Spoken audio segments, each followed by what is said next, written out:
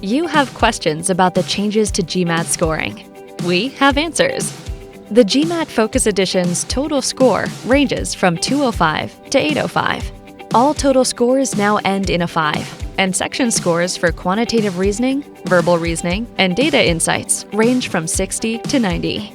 Unlike the previous version of the GMAT, the total score is no longer based on just quantitative and verbal reasoning scores.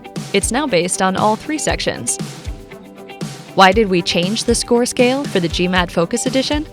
The 5 at the end of the GMAT Focus Edition's total score helps easily distinguish between scores from a previous GMAT exam and the GMAT Focus Edition.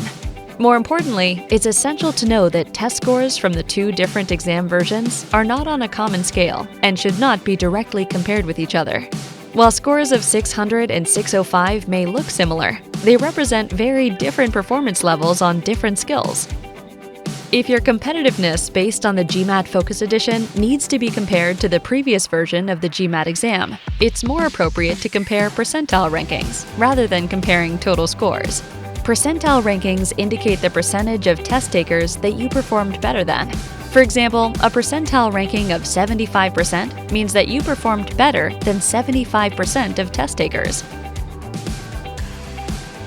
In this illustrative example, a score of 640 on the previous version of the GMAT has a percentile ranking of 72% among GMAT exam test takers. In comparison, a score of 605 on the GMAT Focus Edition has a percentile ranking of 72% among GMAT Focus test takers. Therefore, if you're trying to understand your relative competitiveness, focus on percentiles. You can also visit mba.com/scores for more information. You may be wondering whether schools know about the changes to the score scale.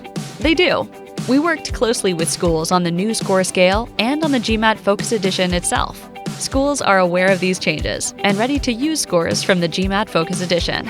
And since scores from either version of the GMAT are valid for 5 years, schools don't prefer one version of the exam over another. Remember that while your GMAT score and percentile ranking can help you stand out in the admissions process, it's only one part of the evaluation criteria that schools use to learn about you.